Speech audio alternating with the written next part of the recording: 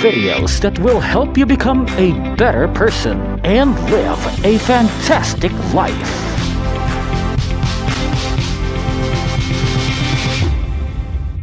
You can trust God. You can. If you have your novena to God's love, please bring it out. Let's just pray for our dreams. Father in heaven, we trust you. We trust that these dreams are the dreams you have planted in our hearts. Even though sometimes we feel na parang, bakit gano'n ang tagal, nade-delay?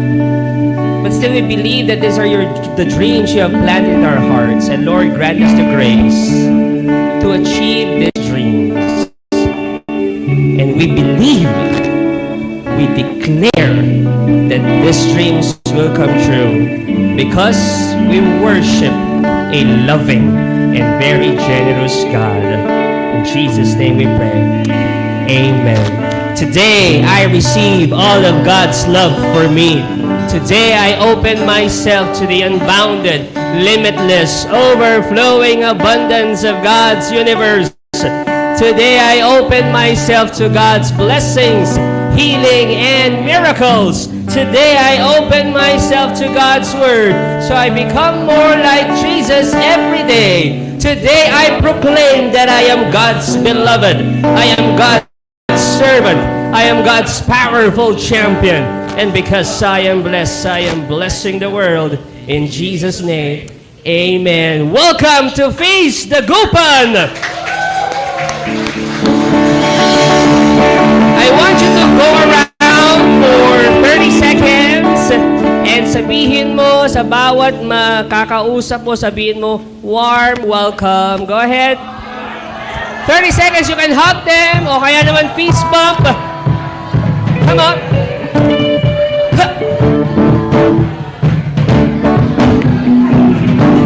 Welcome to Feast Dagupan! Woohoo! Welcome them! You know, I love the smiles! Amen! 10 seconds! 10, 9, 8, 7, 6, 5, 4, 3, 2, 1. Let's give the Lord a big round of applause! Woohoo! Amen! Man, I would like to welcome those who are joining us for the first time. Meron po bang first-timer? If ever you're a first-timer, after the feast, kita-kits po tayo dito sa gilid. Also, welcome din po sa lahat ng mga nanonood online, mapa-YouTube man yan o Facebook. Maraming salamat for joining us. And we pray one day, kung kaya naman po, at hindi po kayo masyadong busy, attend po kayo dito sa Gurings. Ay, nako, mas masaya dito. But do not worry, the God that we worship here is the same God that you worship there. And we're just so happy na kasama namin kayo virtually. Meron po tayong mga online servants, mga Feast at Home servants na magwe-welcome sa inyo. If ever you are a first-timer, i-type nyo lang po sa may comment section, #first-timers. And if you are blessed and Brother Bars, parang gusto kong magbigay. I want to give. Paano ba? Kaso online ako nanonood. Our online team will flash the ways on how you can give your love offering or your tithes. Maraming salamat for joining us today. Palapakan naman natin mga nasa online. Na-miss ko kayo. Kahit hindi nyo ako na-miss, okay lang yan. Last week, okay naman yung magaling yung ating preacher, syempre, si Derek. Ngayon, nagbabalik si Ryan. Ryan Bang. I'm just so happy again to be back sa Feast Dagupan. And last week, we ended our series entitled nanonood si Brother Bogs. Messy Saints. And today, we are starting a brand new series. Grabe. It's a short series. It's a special series. So, hindi ito series ng buong LOJ kasi po kanya-kanya po kami ngayon lahat ng feast. So, this is a very, very special series for 3 weeks. 3 Sundays. So, short series lang po ito. That's why we encourage you, tapusin nyo, attenan nyo lahat ng mga talks natin for the next few Sundays. And we are starting a brand new series entitled God Can't. Sabihin nyo God can't. Anong pag-uusapan natin for the next 3 weeks? 3 things God cannot do. Talaga ba? Meron? Sabi doon sa kanta kanina, there's nothing you can't do. Pero bakit ang pag-uusapan natin ngayon?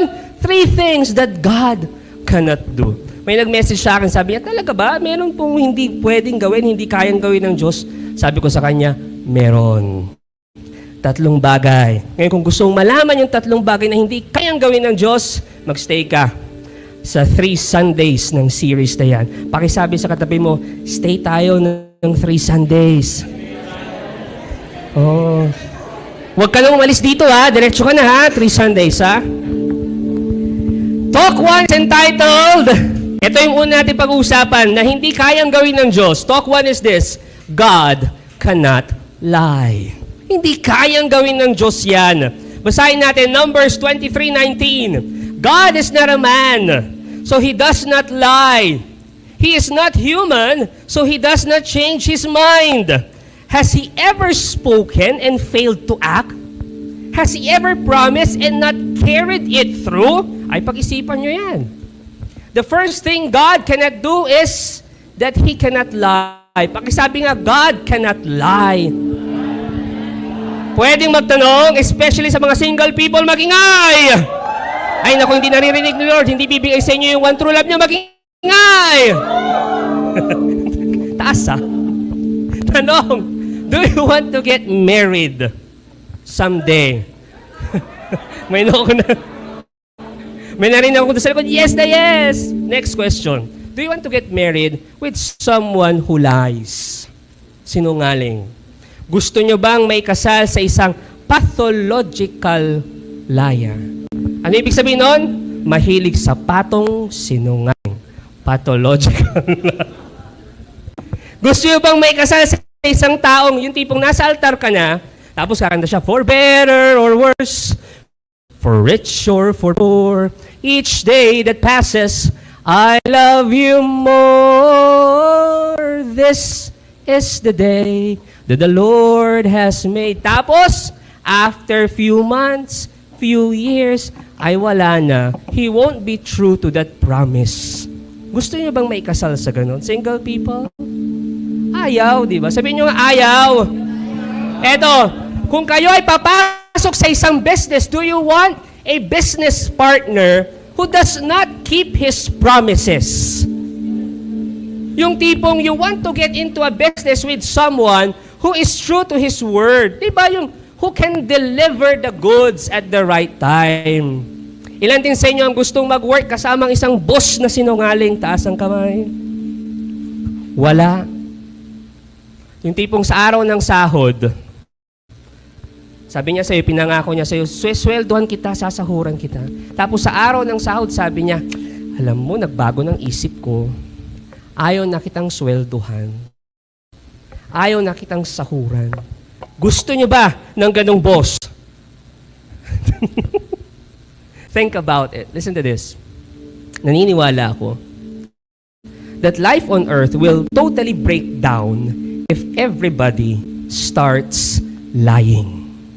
Sira na ang mundong ito pag lahat tayo sinungaling. In fact, in our society is functioning now because there are enough people who do not lie.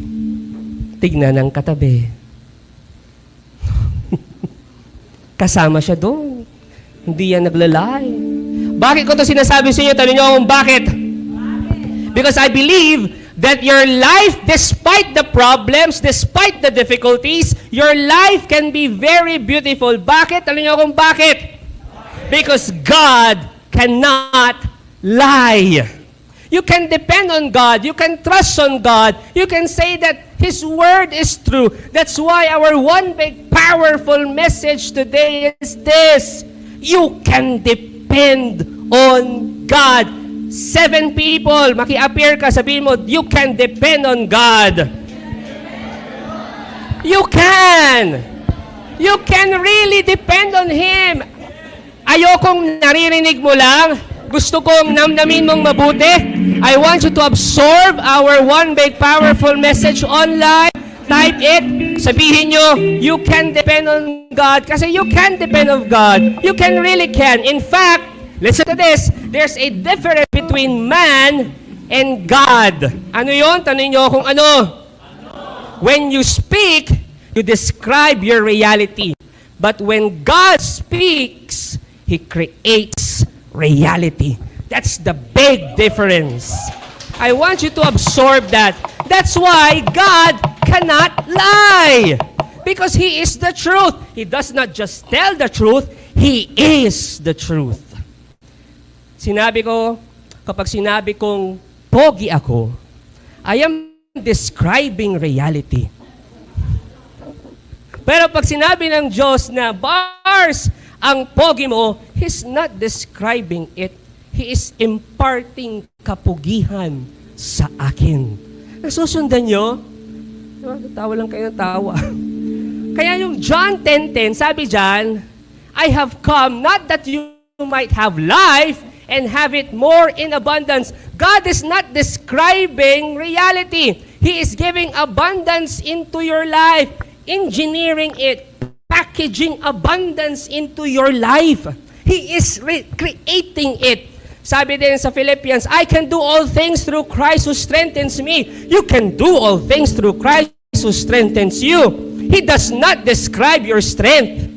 He is imparting strength sa iyo. Am I making sense? Nasusundan niyo ako? Hindi niya dinidescribe yung strength mo. He is imparting strength sa iyo. When God says in Romans, all things work for good to those who love God, hindi lang siya nagsasabi ng tagline, hindi lang siya nagsasabi ng slogan, He is actually engineering, maneuvering, packaging circumstances in your life so that your trials become treasures, your problems become provisions, your burdens become blessings.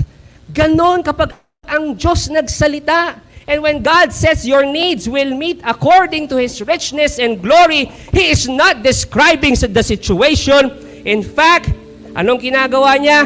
When He says all that your needs will be met, ang sinasabi niya, siya, Diyos, is already packaging, wrapping your miracle. He is already sending it. Pinadeliver na niya on the way na sa'yo, galing LBC. Alam mo yung LBC? Langit. Galing langit, bigay Christ. Nahawa ko sa tatay ko eh. Langit, bigay Christ. Galing LBC. Amen ba tayo dyan? Let's pray. Father in heaven, thank you for reminding us that you are not a lying God, but you are a loving God. The God who fulfills promises. That's why we are so confident na masasabi namin, we declare today, we can depend on you. Yes, right now, perhaps ang sitwasyon namin, hindi pa ganun kaganda, gulo pa, we are still in darkness, but when you say we have a bright future, you are not describing it.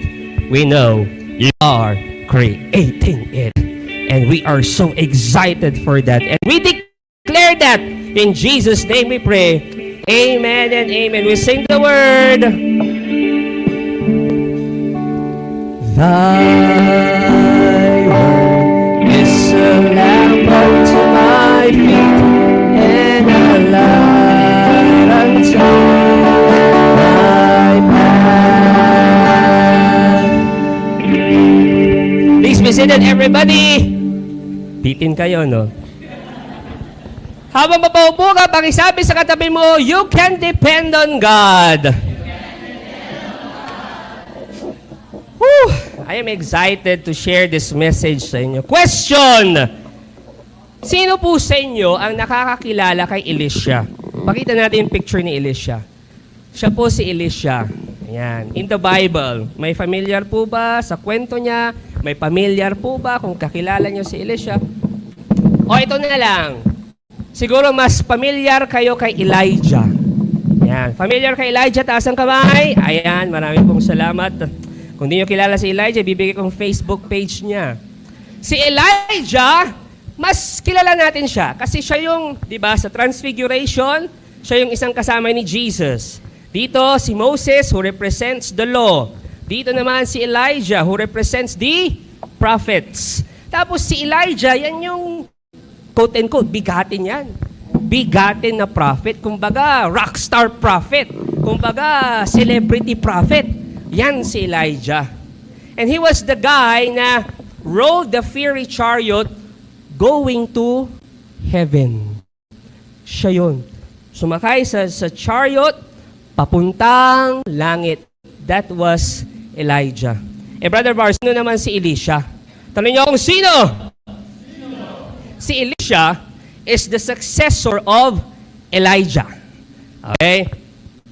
Kung baga, sidekick ni Elijah. Kung si Batman may Robin, ang Batman si Elijah. Ang Robin si Elisha. Nasusundan niyo ako? So sidekick niya talaga. Parang gano'n. And one day, eto na, nung nalaman ni Elisha na si Elijah ay nasa pre-departure area na, or area na siya, at pasakay na siya ng chariot, papunta ng langit. Nung nalaman niya ito, he knew that God was calling him home. Kaya si Elijah, tinanong niya si Elisha, sabi niya kay Elisha, Elisha, anong gusto mo? Yun ang tanong. Elisha, ano ang gusto mo? Basahin natin ha. When they had crossed, Elijah said to Elisha, tell me what can I do for you before I am taken from you? And alam nyo, I love the answer of Elisha. Sabi niya, basahin natin, pagpatuloy natin, let me inherit a double portion of your spirit. Elisha replied, give me a double anointing. Yun ang gusto ni Elisha. Sabihin nyo nga, double anointing. Alam niyo kung bakit ko nagustuhan yung sagot ni Elisha? Tanong niyo kung bakit. Kasi he had the guts. He had the tapang. He had the kapal ng mukha. He had the apog to tell Elijah and God, give me double of your anointing. Double portion of your anointing. Kaya gustong-gusto ko yung sagot niya. Kasi alam niya, may kapal ng mukha. Merong confidence. Buti na lang, hindi siya Pinoy.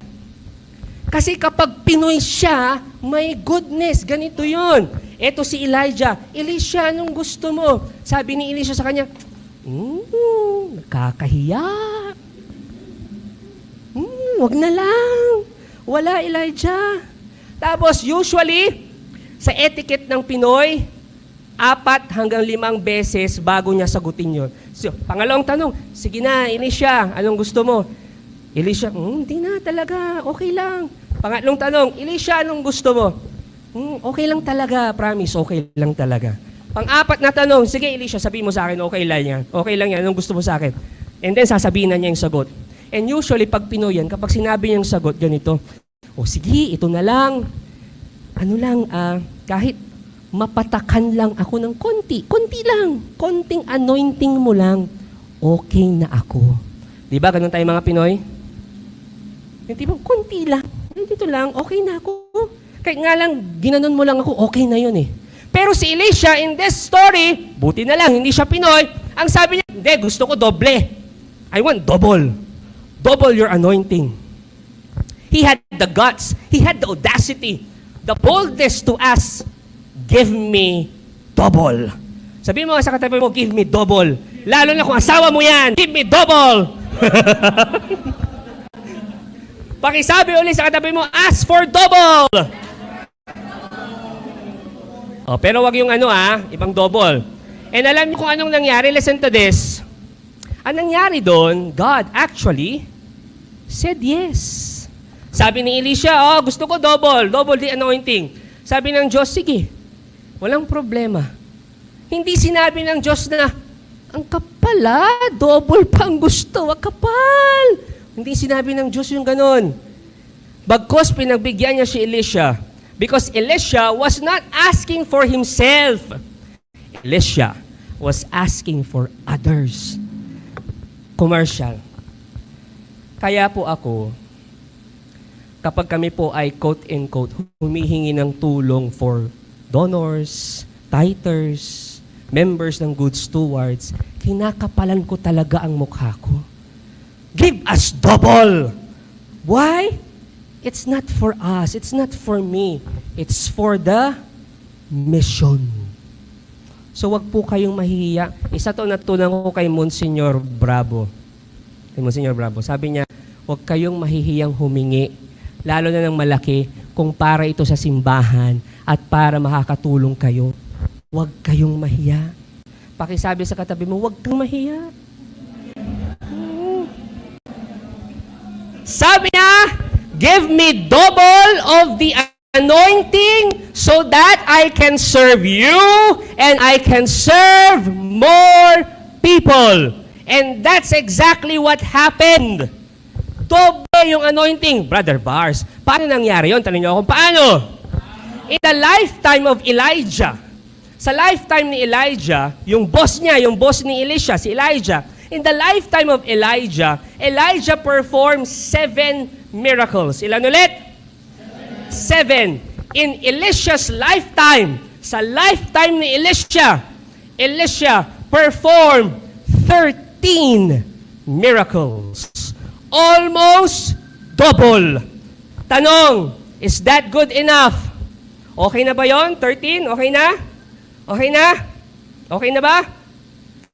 Pero sabi ng Diyos, hindi pa. Hindi pa okay yan. Kapag sinabi ng Diyos, it will be double. It will be doubled. Now, anong nangyari? 13 miracles, kulang ng isa, okay naman na, pwede naman na madoble. Pero paano na doble? Here's the thing. Ito ang nangyari. Pagkatapos mamatay ni Elisha, not too long after that, merong battle na nangyari. And then merong 3 magkakaibigan, yung isa namatay, yung 2 magkaibigan, nilibing nila yung kaibigan nila. And then, doon sa pinaglibingan, may mga radar. So dahil may mga radar, kailangan nilang madaliin.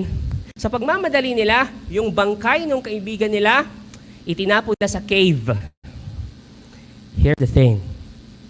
Yung cave na yon was the cave wherein Elisha's body was buried.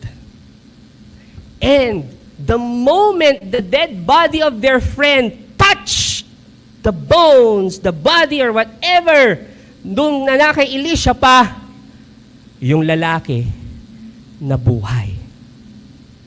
And that's miracle number 14. When God says it will be doubled, it will be doubled. Why? Because God cannot lie. God cannot lie. Can you imagine, naglalakad kayong magkaibigan, malungkot. Grabe, namatayan tayo ng isang kaibigan. Oo nga, pre. Tapos maya-maya may yumakap sa inyo. Uy, mga pre! Oh, kamusta ka? Di ba kakalibing ka namin doon? Tapos gulat kayong ganon. Kasi buhay pala siya. That's miracle number 14. Grabe. Sabi nyo, grabe. Nangyari yung miracle na yon. Listen to this. This is important. Nangyari yung miracle na yon, not in the lifetime of Elisha, but after nung buhay niya, after niyang mamatay. I would like to share with you 3 lessons. Ilan ulit? 3 lessons from this story. Okay lang. 3 lessons. Lesson number 1 is this. Be firm with your dream. Be firm with your dream. That's lesson number 1. Sino sa inyo mga may pangarap? Pakitaas ang kanang kamay. Sabihin nyo, woohoo! Mangarap ka! Mangarap ka! Yun lang. Alam kong lyrics. Friends, mangarap ka! Have dreams! Mga kapatid, be firm! Yung mga nagkasang kamay, be firm with that dream. Hold on to that dream. There will be times, listen to this, there will be times that you will get discouraged. You will get depressed. There will be times in your life wherein kailangan mong pumili between your feelings and your faith. Because there will be times sa journey mo, as you achieve that dream, your feelings contradict your faith. At kapag nangyari yon, you've got to choose your faith. There will be times you will be discouraged. There will be times you will be disappointed. There will be times you will be in despair. There will be times you will be depressed and you think all is gone. Tapos na yung pangarap ko. Wala nang pag-asa. No! Hold on to your faith. Hold on to your dreams. Meron ilan dito, I know, your feelings tell you it's over. And I'm speaking straight to your heart. Kayo ang kausap ko. Your feelings are telling you, you give up. Your feelings are telling you, kalimutan mo na yung pangarap mo. Your feelings are telling you, it's hopeless.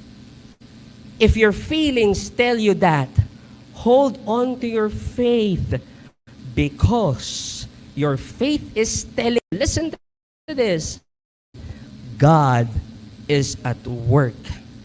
You already have the victory. You are a champion. You are a conqueror. And you have the victory because of Jesus. Hold on. Your feelings are your friends. They are not your masters. It's your feelings. Acknowledge it. It's valid. Yes, listen to what your feelings is saying, but you are not your feelings. Your feelings are the windows of your soul, but they are not your soul. Admit and acknowledge what you're feeling, but follow your faith only. Your feelings are not your foes. Your feelings are not your enemies. Your feelings are your friends. They describe what is happening to you, but they are not you. You've got to hold on to your faith. Huwag kang bibitaw. Kapit ka lang. Yeah. Meron dito, I know that your feelings tell you naman that you are sick. Because the doctors told you you are sick. Medical reports told you you are sick. And your feeling is telling you, sumuko ka na. You can die now. But listen to your faith. Because it tells you, Jesus is the great physician, our ultimate healer. Whatever you are experiencing now, your wounds, your hurts, or your physical sickness, Jesus is our ultimate healer. He is healing you. And you've got many years to live. You'll serve the Lord for a long time. I am speaking straight to your heart. Ikaw lang ang kausap ko dito. You'll serve the Lord for a very long time. Pakisabi nga sa katabi mo, I'm gonna grow old and happy.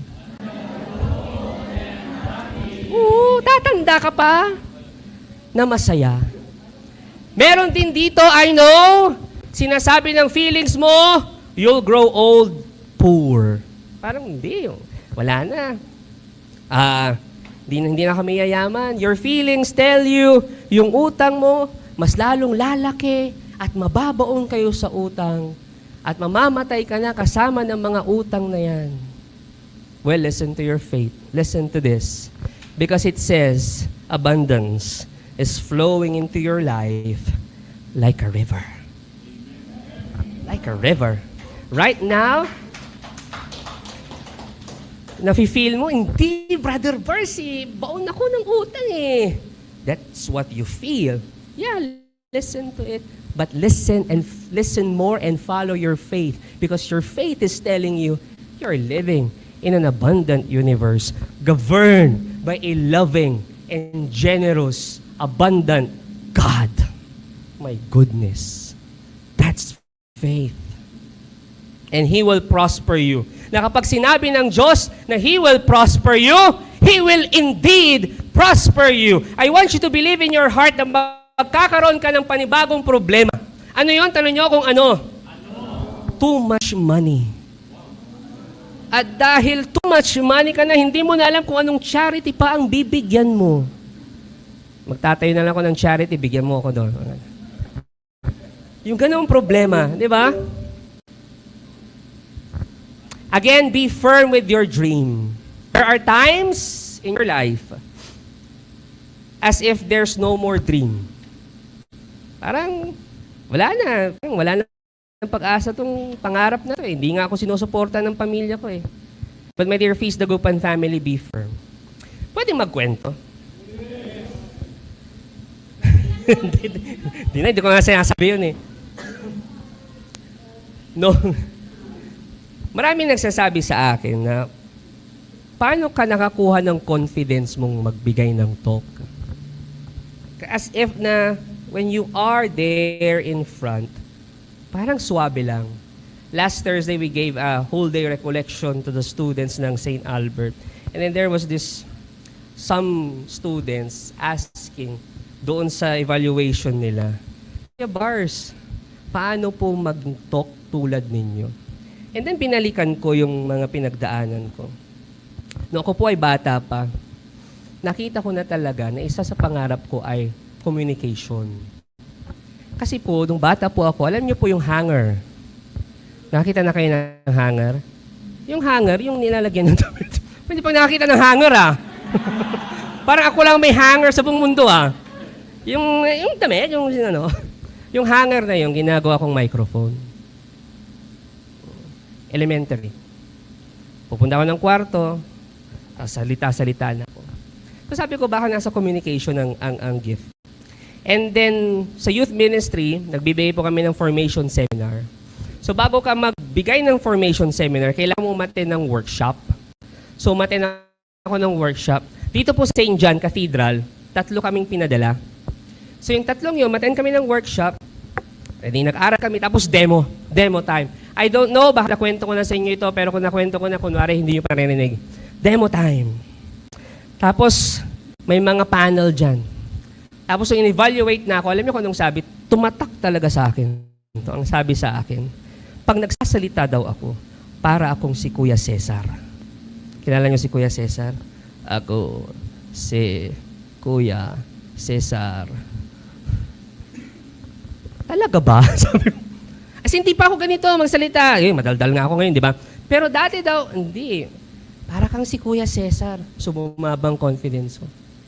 Tapos, after the workshop, sa aming 3 na representative ng katedral, ako po ang pinakamababa sa rating. So sabi ko, baka hindi para sa akin yung pagtutok. Baka mali yung narinig ko. Baka hindi naman boses ni Lord yun. So sabi ko, ayoko na. Ayoko nang iyan yung pangarap ko. And then there's 2 people who reminded me of that dream and who believed in me. One is my mentor sa youth ministry. By the way, si Father Dudes, si Father Manuel de los Santos, he was my youth director for 4 years. So 2007 to 2011. So we've been working hand in hand that, diba? So the first was my mentor sa youth ministry. Pangalawa, second person who believed in me ay si Mama. Sinabi niya sa akin, "Di, kaya mo yan. Magtotok ka. Look at me now." And the rest is history. Imagine this, kapag ako pinakinggan ko yung feelings ko na hindi sabi nga ng si Cesar, ito ang baba ng rate, tapos yung feeling ko talaga hindi para sa akin yung pagtotok. Imagine pag binitawan ko na yung pangarap na yun. Di wala kayong poging nakikita ngayon. Another story. Ito malapit sa puso natin. Feast Dagupan. Sa awa ng Diyos, we will be celebrating our 7th year anniversary. Sabi, 7 years? May 18. I-announce ko na. May 18, 1 p.m. to 4 p.m. Abong na alumni, Dagupan City National High School Compound. Guest preacher, Alvin Barcelona. L.O. Scherer, Bogs Burbos. Nanunod. So anyway, going back. 7 years na tayo. Gracia. Pero alam nyo, Lagi ko itong sinasabi, you are inside of a dream once written on a piece of paper. This was just a dream. Alam ng mga, wala si Doc Daniel dito, no, tsaka si Brydon. Yung mga nakasama kong mga youth, when we put this one up, when we dreamt of this, pinangarap namin to, sulat lang sa papel.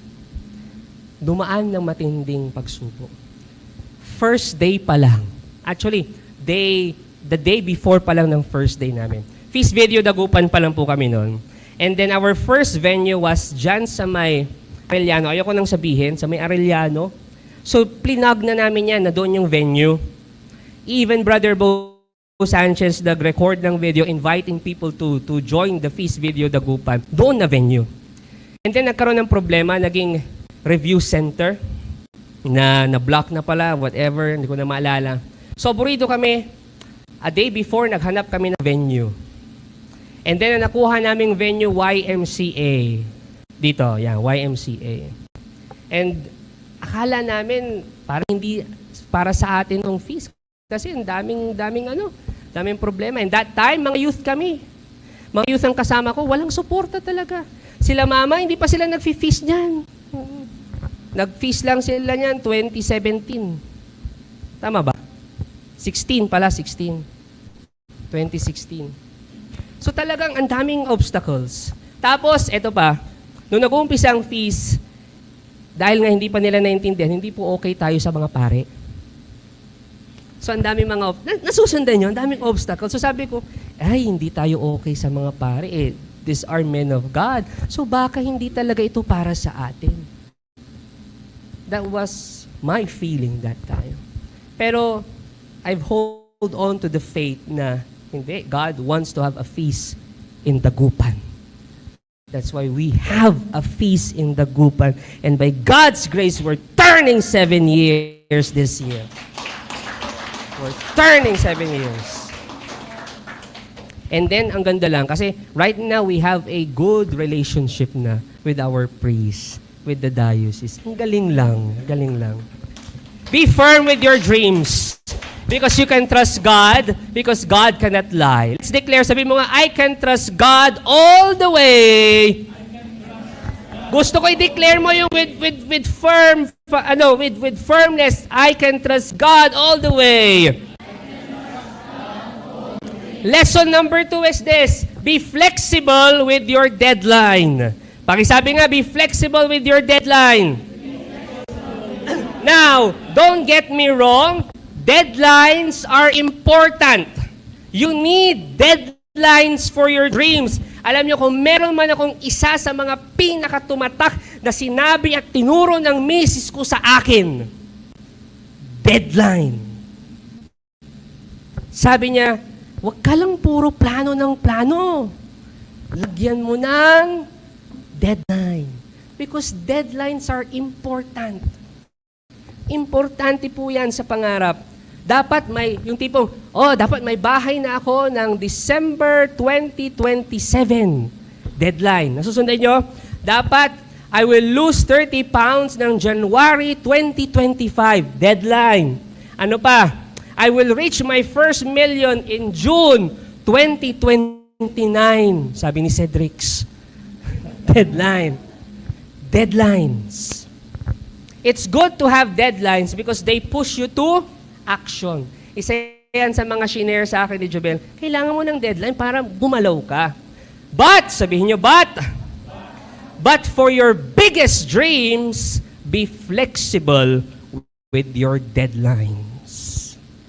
When your dreams don't come true, there's nothing wrong with your dreams. Perhaps there's something wrong with your deadline. Because when you think of your biggest dreams, precisely because they are big than you are, you have to wait. Sabihin nyo nga, wait. You've got to wait with profound reverence, waiting for the Spirit of God to move, waiting for tipping point of miracle. You've got to wait. Kailangan maghintay ka for your biggest dreams. Sometimes you need to tell God na, Lord, sige po, flexible po ako sa deadline ko. Can I tell you a personal story again? Ang plano namin mag-asawa, nung kinasal kami, 1 year, hindi muna kami magbe-baby. Kasi po, galing po kami ng LDR. We need to spend more moments, create more memories together. Okay? So, 1 year yan. And then on the 2nd year, doon kami magbe-baby. That's the plan. So, sabi namin, deadline, dapat 2nd year natin, may baby na. 2nd year, wala pang baby. 3rd year, wala pa rin baby. 4th year, was pa rin baby. We're now turning 5 years this year. Wala pa rin baby. And then, nag-usap kami, there's nothing wrong with our dreams. Baka deadline. That's why our prayer was this, Lord, yun, we are flexible with the deadline sa dream na yan. We will wait. Grant us the patience to wait.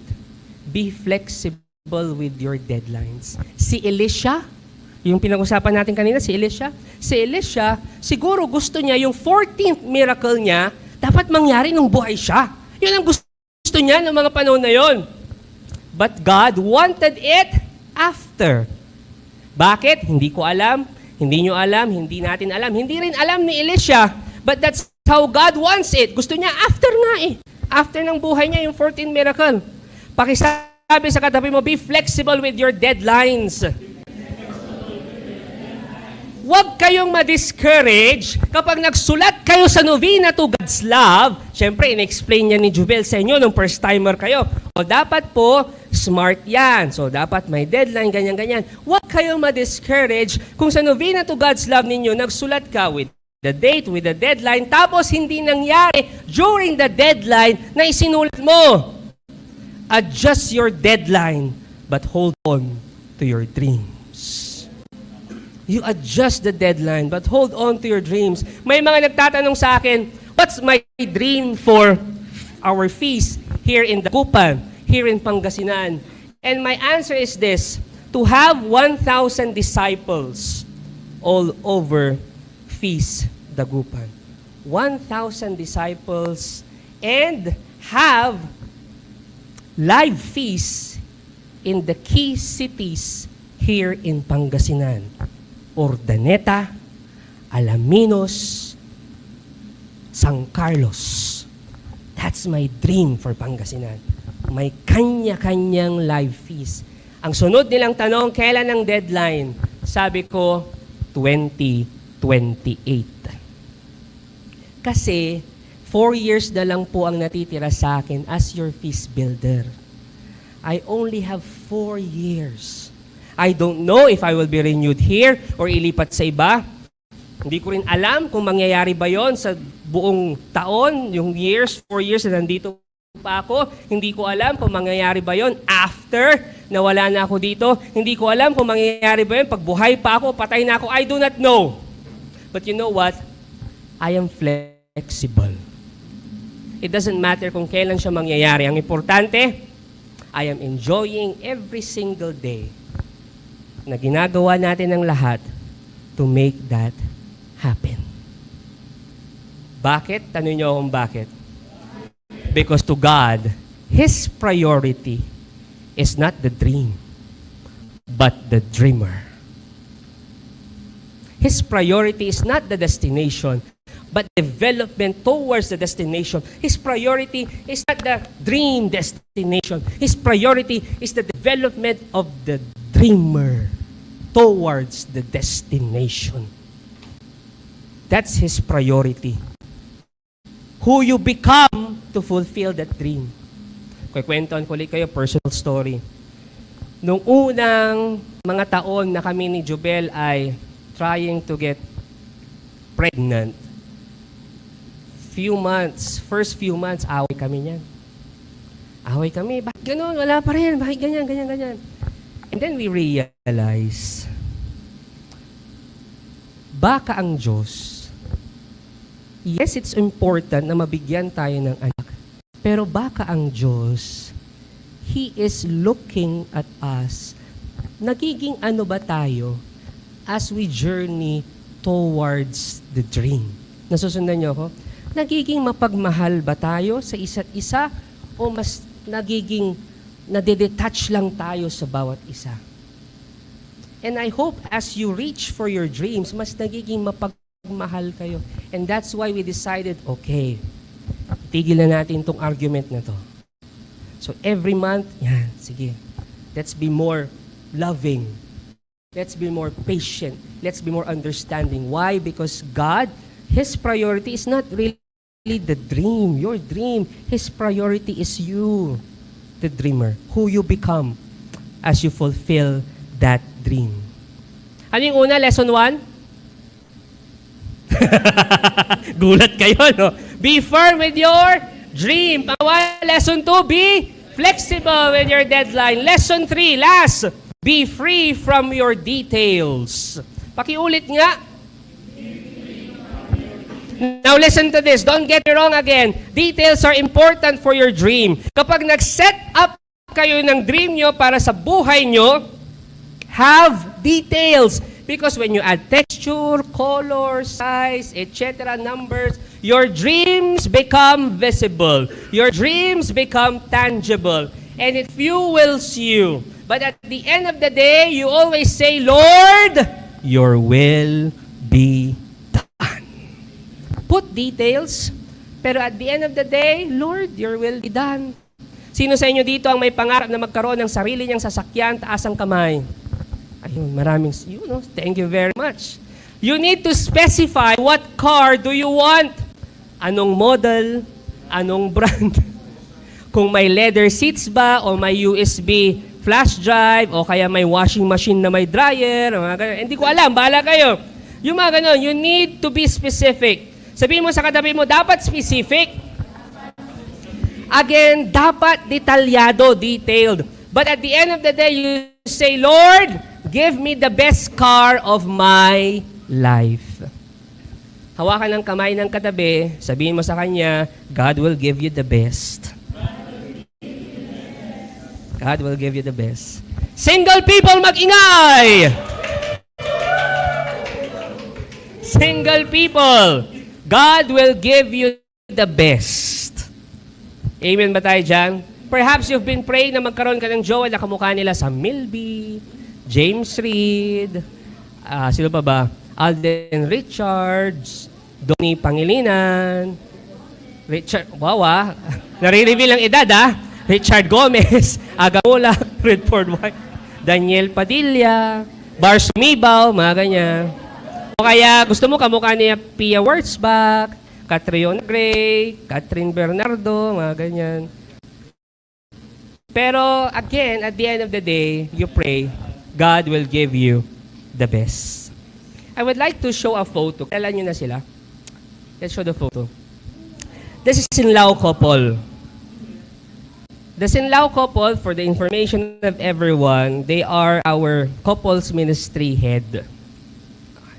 And one of their prayers, mula pa dati, sinishare nila sa amin, ay mabigyan sila ng anak. And I believe they are now 10, 11 years married. Still, wala pa rin. But I admire their trust to God. Kasi, ang sabi nilang dalawa, Bars, unti-unti na rin naming natatanggap. Baka ang calling namin sa iba. And then, true enough, eto yun. Si Brother Marlo was once a teacher, professor sa isang university dito sa Pangasinan. O, di ba sinabi ko na naman? Isang university sa Pangasinan. Lagi akong nawawaw malito. And then, kwento niya, yung mga estudyante niya, they come up to him asking for advice, pieces of advice. Yung iba may mga problema. Kumbaga, it's beyond academics. So, pupunta sila sa kanya. And then sabi niya sa akin, alam mo, Brother Bars, para na rin kaming may pamilya. Kasi we have spiritual children. Dito at the feast, yung mga youth na to, yan, they are their spiritual children. Yes, they've been praying for a baby, pero sabi ni Brother Bars, hindi.